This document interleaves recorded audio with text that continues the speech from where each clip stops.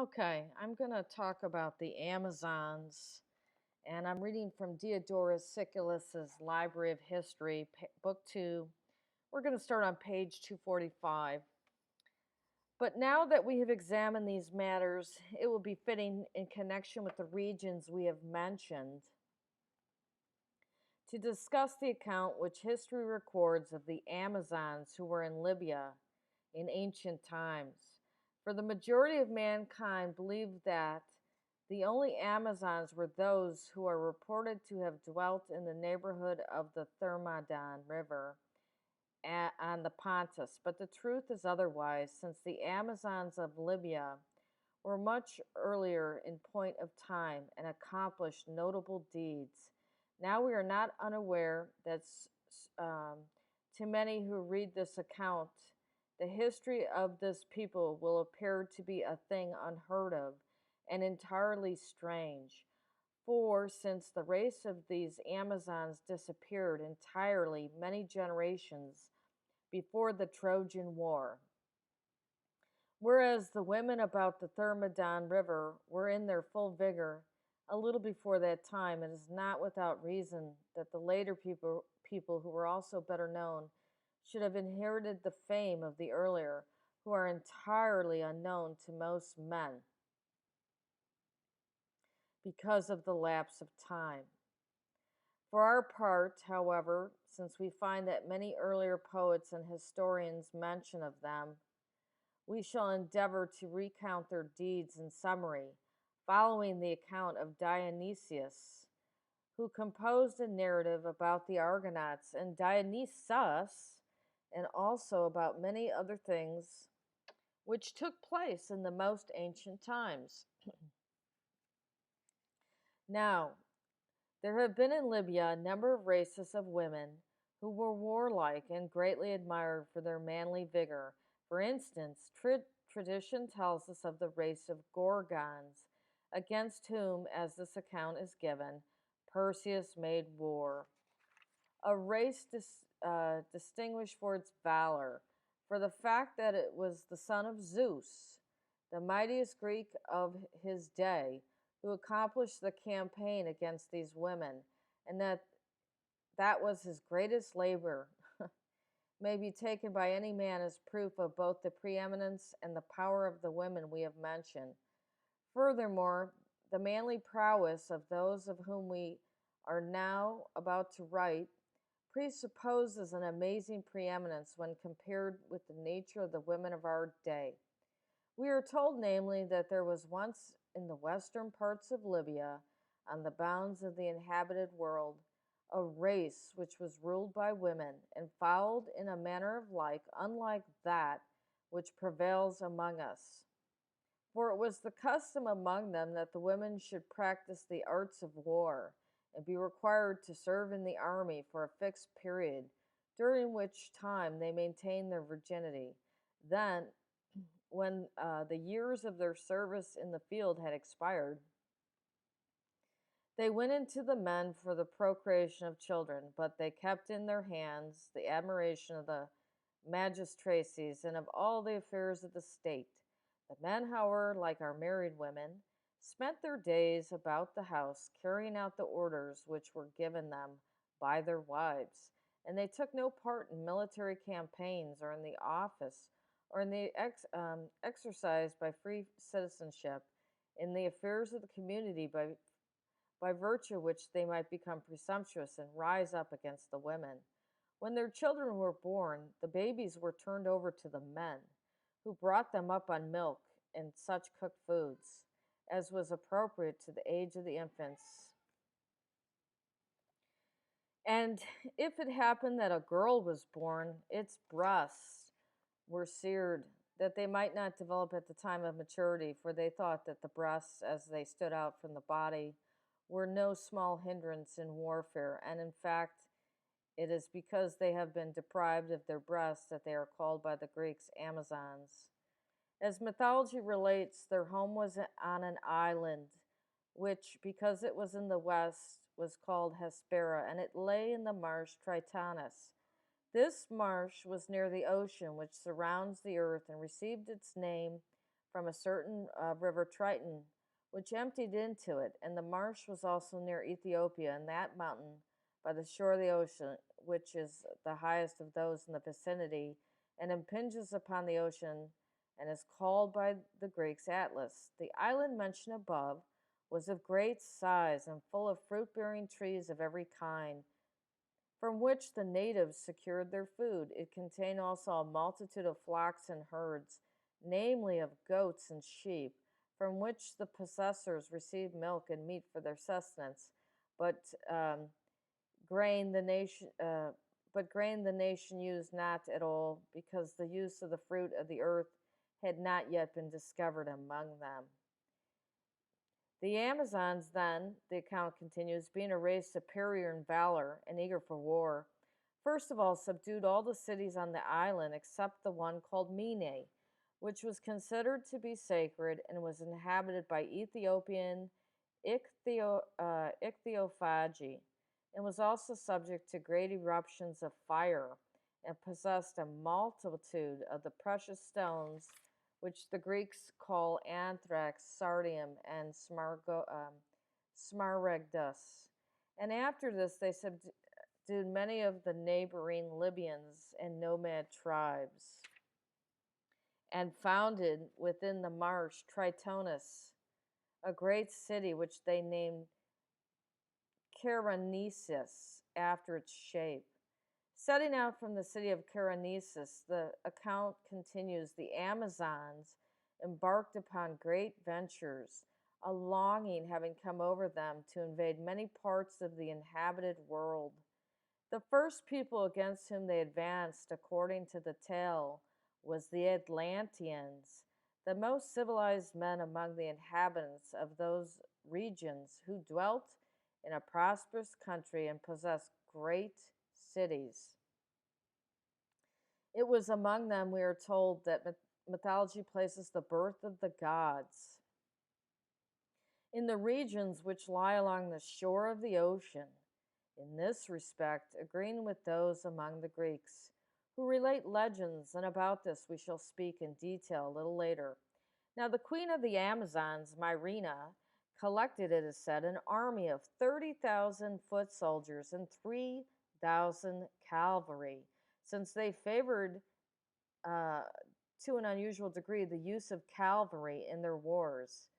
For protective devices, they used the skins of large snakes, since Libya contains such animals of incredible size, and for the offensive weapons, swords and lances, they also used bows and arrows, with which they struck not only when facing the enemy but also when in flight, by shooting backwards at their pursuers with good effect. Upon entering the land of the Atlanteans, they defeated in a pitched battle the inhabitants of the city of Cerny, as it is called, and making their way inside the walls along with the fleeing enemy, they got the city into their hands, and desiring the strike terror into the neighboring people, they treated the captives savagely, put the men and the youth upward, led into slavery the children and women, and razed the city. But when the terrible fate of the inhabitants of Cerny became known among their fellow tribesmen, it is related that the Atlanteans, struck with terror, surrendered their cities in terms of capitulation and announced that they would do whatever should be commanded them, and that the queen Myrina, bearing herself honorably towards the Atlanteans, both established friendship with them and founded a city to bear her name in place of the city which had been razed. And in it she settled both the captives and any native who so desired. Whereupon the Atlanteans presented her with magnificent presents, and by public decree voted to her notable honors, and she in return accepted their courtesy, in addition promised that she should show kindness to their nation. And since the natives were often being warred upon by the Gorgons, as they were named, a folk which resided upon their borders, and in general had that people lying in wait to injure them, Myrina, they say, was asked by the Atlanteans to invade the land, of the aforementioned Gorgons. But when the Gorgons drew up their forces to resist them, a mighty battle took place in which the Amazons, gaining the upper hand, slew great numbers of their opponents and took no fewer than 3,000 prisoners. And since the rest had fled for refuge into a certain wooded region, Myrrhina undertook to set fire to the timber, being eager to destroy the race utterly. But when she found that she was unable to succeed in her attempts, she retired to the borders of her country. Now, as the Amazons, they go on to say, relaxed their watch during the night because of their success, the captive women falling upon them and drawing their swords of those who thought they were conquerors, slew many of them, and in the end, every side and the prisoners fighting bravely were butchered, one and all. Myrrhina accorded a funeral to her fallen comrades on 3 pyres and raised up 3 great heaps of earth as tombs, which are called to this day Amazon mounds. But the Gorgons, grown strong again in later days, were subdued a second time by Perseus, the son of Zeus, when Medusa was queen over them, and in the end, both they and the race of the Amazons were entirely destroyed by Heracles when he visited the regions to the west and set up his pillars in Libya, since he felt that it would ill accord with his resolve to be the benefactor of the whole race of mankind if he should suffer any nations to be under the rule of women. The story is also told that the marsh Tritonus disappeared from sight in the course of an earthquake when those parts of it which lay towards the ocean were torn asunder. As for Myrrhina, the account continues, she visited the larger part of Libya, and passing into Egypt, she struck a treaty of friendship with Horus, the son of Isis, who was king of Egypt at that time. And then, after making war to the end upon the Arabians and slaying many of them, she subdued Syria. But when the Sicilians came out with presents to meet her and agreed to obey her commands, she left those free and who yield to her of their free will. And for this reason, they are called to this day the free Sicilians. She also conquered in war the races in this region of the Taurus, peoples of outstanding courage, and descended throughout greater Phrygia to the sea. Then she went over the land line along the coast and fixed the bounds of her campaign at the Chalcius River, and selecting in the territory which she had won by arms sites, well suited for the founding of the city, she built a considerable number of them and founded one which bore her name, but the others she named after the women who held the most important commands, such as Cyme, Pitana, and Prene. These then are the cities she settled along the sea, but others and a larger number she planted in the regions stretching toward the interior. She seized also some of the islands, and Lesbos in particular, on which she founded the city of Mytilene, which was named after her sister, who took part in the campaign. After that, while subduing some of the rest of the islands, she was caught in a storm, and after she had offered up prayers for her safety to the mother of the gods, she was carried to one of the inhabited islands, the island in obedience to a vision which she beheld in her dreams. She made sacred to the goddess and set up altars there and offered magnificent sacrifices. She also gave it the name Samothrace, which means, when translated in Greek, sacred island. Although some historians say that it was formerly called Samos and was given the name of Samothrace by Thracians, who at once a time dwelt upon it.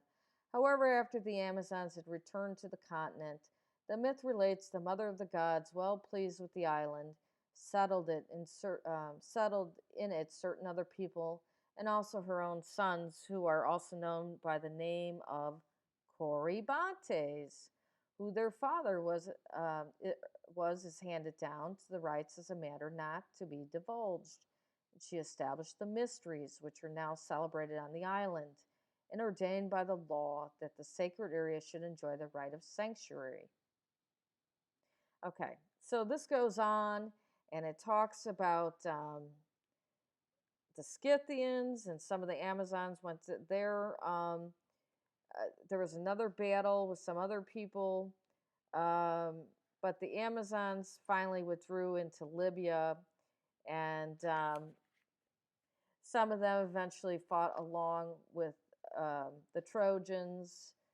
They would be married out, um, or some of them were killed off by Heracles. But that is about it for the Amazons. So it's interesting that they conquered the Atlanteans. Now, how often do you hear that? And that the Atlanteans just stroked the ego of the queen and got the Amazons to fight these Gorgon women. Now, we don't know what these Gorgon women were, if they were black or white, but they were said to have snakes in their hair. I'm kind of leaning towards this idea that the Gorgon women were black and the Amazons were white. They didn't seem to want, the Atlanteans didn't want anything to do with the Gorgons, and the Gorgons hated them and attacked them. But the Amazons were prized as wives and fellow, I guess, soldiers. But Heracles didn't like the Amazons. Prior to that, Perseus waged war on the Gorgons. Also, note that they lived on an island. Now, as usual, Hollywood steals everything and doesn't tell the public the truth about where they get it from. But if you look at the story of Wonder Woman, she came from an island of Amazons, and that's where it comes from. Just as the story of Xena, Xena, very similar to the name Irina. Xena's an Amazon, and this is where they're getting it. They don't teach this in the schools. They won't let the kids have access to this information. They just dumb everybody down. But this race is gone. Their way of life is gone, and it was planned out. They were used and then tossed to the side when uh, they were done with them. But that is the story of the Amazons. And like I said, some of these Amazons went up in with the Scythians, and there's a story that Zeus mated with one of these Scythians women, who is said to be part snake, half of her body. That's rather strange. But he had a child with her, and they named this child Scythes, who became a king. And then after the kings had ruled and didn't do a very good job, the queens took over and conquered people, but they were hated. That tribe of Scythians for everything that they had done, and they were kicked back for a while as well. But there were a lot of Amazons that had gone up that way as after they had been decimated by this war with the Gorgons. So, and that's in the Library of History as well. Okay, that's the story of the Amazons.